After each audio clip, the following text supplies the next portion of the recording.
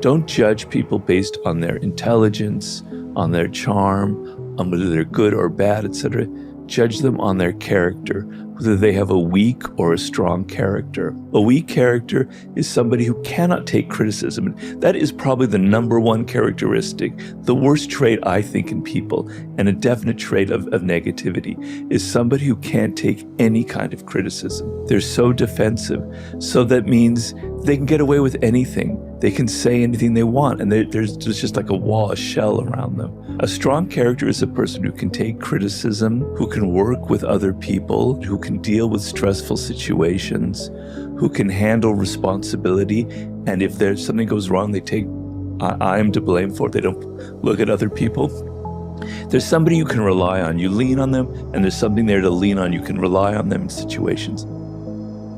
Character is at the core of a person, something they can't control, something that comes from deep within, and it causes people to have patterns of behavior. And you want to find people who have a strong character to associate with, as opposed to a weak character. And what a strong character is people who are adaptable, who are fluid, who can admit that they are wrong, who can learn from their experience, who can take criticism, focus on that deep inner quality, that core, that character, because that's who they really are. We're making the distinction between strong and weak characters.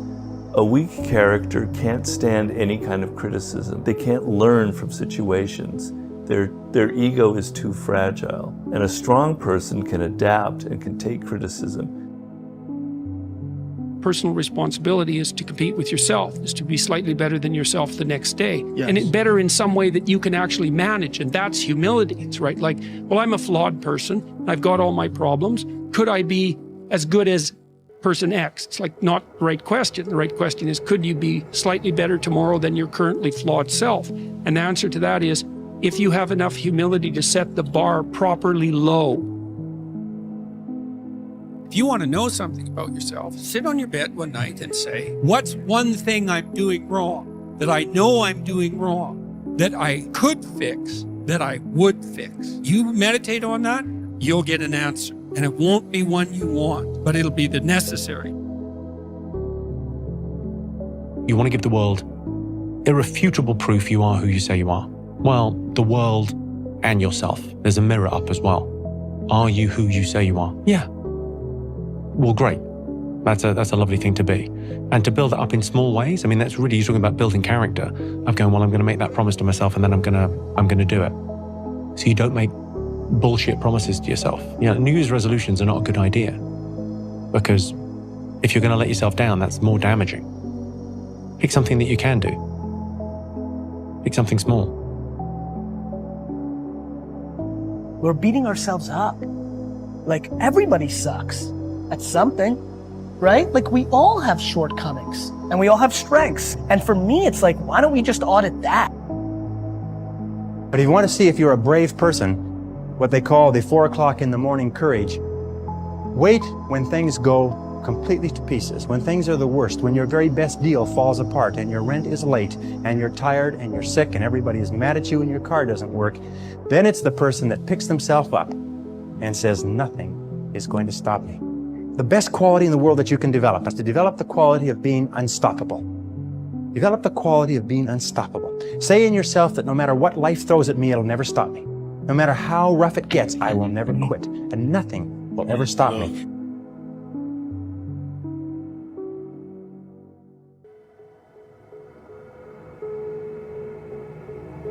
Genes do not control themselves. That is a fact. Genes are controlled by the environment, and then here comes the most important part. Between the environment and our cells is the mind. It's in between. So the cells don't see the real environment. The cells see only what the mind sees. So two people could be standing in the same place, one going, ah, that's a scary world, and the other one right next to them going, this is a beautiful world. The cells in each one have different information. The one who is afraid has stress chemicals in the blood. The one who sees the world as beautiful has healthy love chemicals in the blood. So the point is this, it's the chemistry of the blood that determines the genetics and the behavior. So we have been blaming disease on genes when maybe less than 1% of disease is connected to genes. At least 10% or less. The rest lifestyle, perception, belief, how you respond to the world, how the mind interprets the world is controlling your genes. If genes controlled you, you're a victim. You didn't pick the genes, you can't change them, and they're supposed to turn on and off by themselves. But the new science says, no, wait, you control the genes. How you see the world, what stress you're under, how you perceive the world. You change your genetics. So, old story, you're a victim. The new story, epigenetics, you're a master. Insistence equals resistance. You slow everything down. You block the doorways through which things could be coming to you, because you're getting in your own way with your assumptions about the way things are supposed to be. There is no supposed to. Let it be what it is. Everything that comes to you, whatever it is that's coming to you, is exactly perfect for what it is. Use it. Stay in the positive state and use it. It wouldn't be there if there wasn't a reason for it. You need to trust the way reality works. You need to trust the mechanism. You need to trust the structure. Just go with the flow. Relax. Because if you know that no matter what happens, it's always going to benefit you, what do you care what happens? That's power. That's power. It doesn't matter what happens. It doesn't matter how things look. It doesn't matter what doesn't happen. It will always benefit me. That's power. That's a position of power. That's self-empowerment. Stay there. Don't leave it. Unless, of course, you like to suffer. I won't stop you if that's your passion, but understand you don't have to make that choice. Once you acknowledge that it's okay to be afraid, you'll recognize what fear is. It's a messenger knocking on your door, saying, hey, I'm trying to get your attention here. I'm trying to let you know that you have a belief system that's out of alignment with your true self. Because you see, that's what fear is. You are a 100% energy. You feel your energy in different ways when you filter your energy through different belief systems. When you filter your energy, flow your energy through belief systems that are in alignment with you, you feel it as joy. When you flow your energy through belief systems that are out of alignment with you, you feel it as fear. That's your barometer. That's what tells you, oh, I'm feeling fear. Well, that must mean I have a belief system that's out of alignment with me that I don't prefer. Thank you, fear. Thank you for bringing that to my attention. Fear will say, well, now that you've used the message in the way it was intended, see you later. The fear doesn't hang around once you allow it to do its job of simply delivering the message of bringing your attention to something you want to know about. So don't blame little fear. How we feel is influenced by our associations. The people with whom we choose to associate are a major source of what we know and how we feel. There are three major questions, which those in search of a better life must constantly ask themselves. Question number 1. Who am I around? It pays to take a survey once in a while of those people who touch our lives on a daily basis, and to mentally weigh the effect these members of our inner circle might be having on us. What reputation do they have with those who are productive, knowledgeable, and respected? What is the level of their own past accomplishments? What is the depth of their knowledge? Do they understand the value and importance of attitude, goals, and personal development? How do they look upon the value of virtues, such as commitment, persistence, fairness, patience, and diligent activity? What is it about them that makes their advice, opinions, and counsel valuable? Hopefully, our inner circle does not consist of people whose strongest assets are an unlimited supply of jokes and a variety of distorted opinions. Those who can reach us and affect us on a daily basis should inspire us, not spread the seeds of doubt and dissent with their pessimism, complaining, and ridicule of others. Maintaining a positive attitude in the face of life's challenges is difficult enough without this kind of influence in our lives. Question number 2. What effect are they having? That's a legitimate question. Where do they have us going? How have they got us talking? What have they got us thinking, reading, and doing? What influence are they having on our ability to perform well and to grow, and to feel good about what we are doing? Most important of all, what do they have us becoming? It is easy to let the wrong people slip into our lives. That is why we must take a close look at this circle of influence. We must frequently assure ourselves that the wrong voices of influence have not invaded our garden of opportunity, sowing seeds of negativity and doubt. Delicate as this subject may be, we have all probably accumulated a few close friends whose attitudes and habits are damaging to our chances for success and happiness. They may be nice people with the best intentions, but if their effect is wrong, then we may have to make some difficult choices. In an effort to protect ourselves from the wrong influences, we may be forced to walk away from people we have known for many years in order to develop more positive and motivating friendships. Question number 3. Is that acceptable? Reevaluating our associations can be a difficult issue. Progress is often painful, but so are the consequences of allowing other people to exercise undue influence upon us. Sometimes it is helpful to remember that it is not just our attitude that we are attempting to protect and nurture, but the future well-being of others as well. If we are strong, we can help others to change and to improve their lives. If we are not, then the influence of certain people can make our own progress difficult, if not impossible. In order to protect our better future, we must have the courage to disassociate whenever necessary. That may not be an easy choice, but it may be a necessary one. All of us become careless on occasion, and the wrong people, the wrong opportunity, or the wrong thoughts can find their way into our lives. The key is to learn to recognize the effect and to take the necessary steps to minimize or eliminate the source. Why take such drastic action? Because the negative influence is too powerful and too threatening. Never underestimate the power of influence. The reason why influence is so powerful is because it has the capacity to change us, and change can be difficult to reverse, particularly if it is change for the worse. Like failure, influence is subtle. We would never allow someone to deliberately push us off the course we have set for ourselves. But if we are not careful, we might inadvertently permit someone to nudge us in the wrong direction a little each day. They may be so effective at these nudges that we don't even notice what is happening until it is too late and the damage is done. We might even think the person who is doing the nudging is a friend.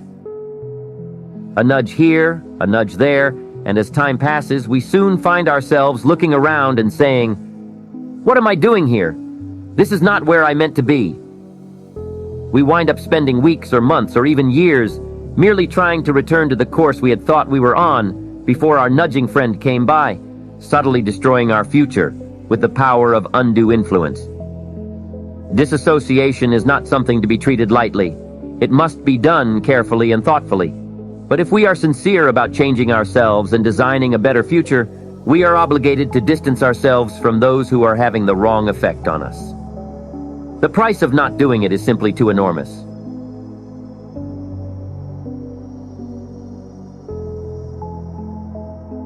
You ever feel like nothing good was ever going to happen to you?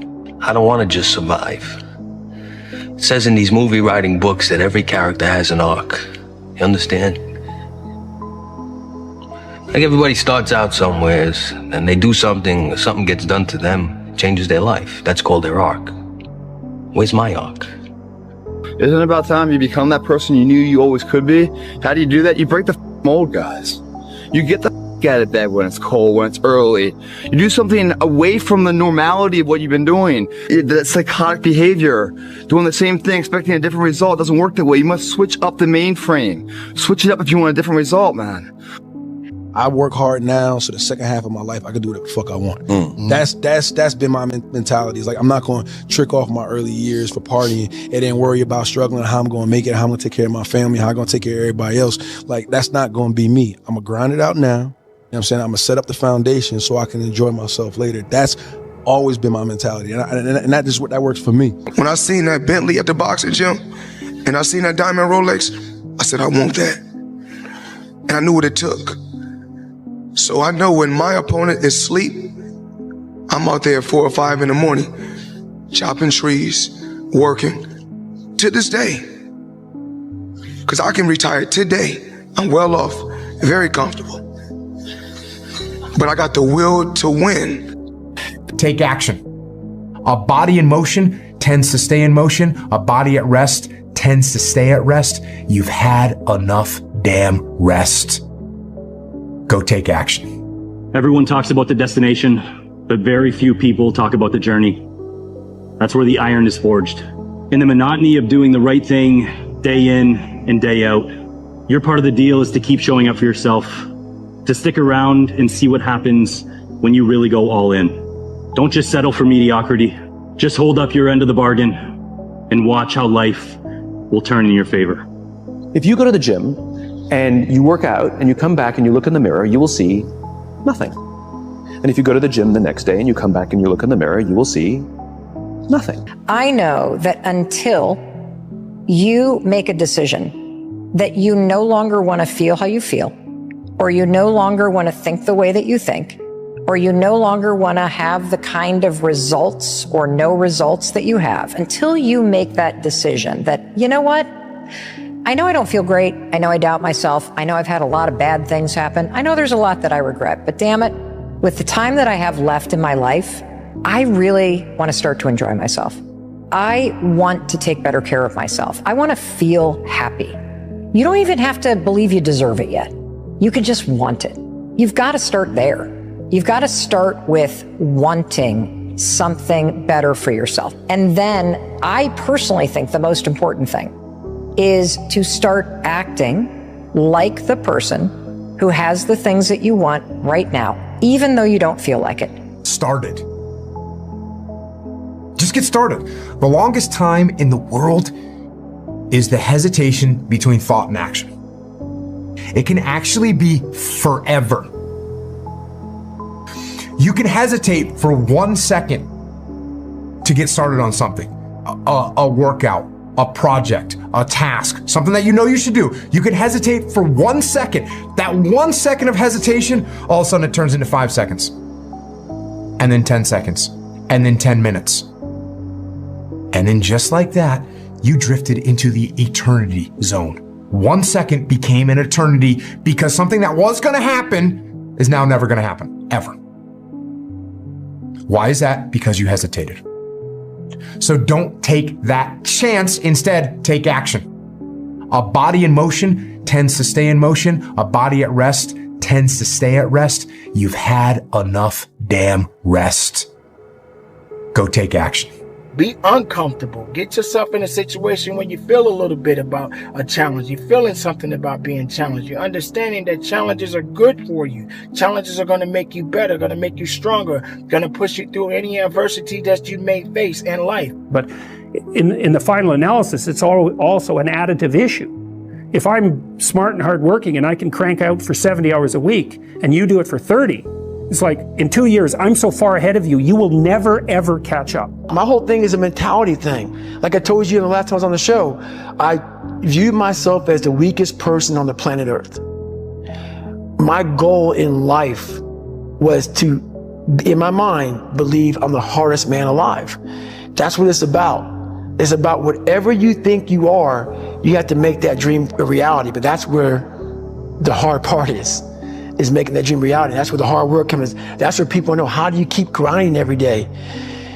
You have to make those insecurities, those fears. Like when I was 300 pounds, I didn't have any drive. Understand this, for it'll bring you and yours everything you want. It is not the job, it is the person. It is not your present circumstances which count, but the circumstances you make up your mind to achieve that are important.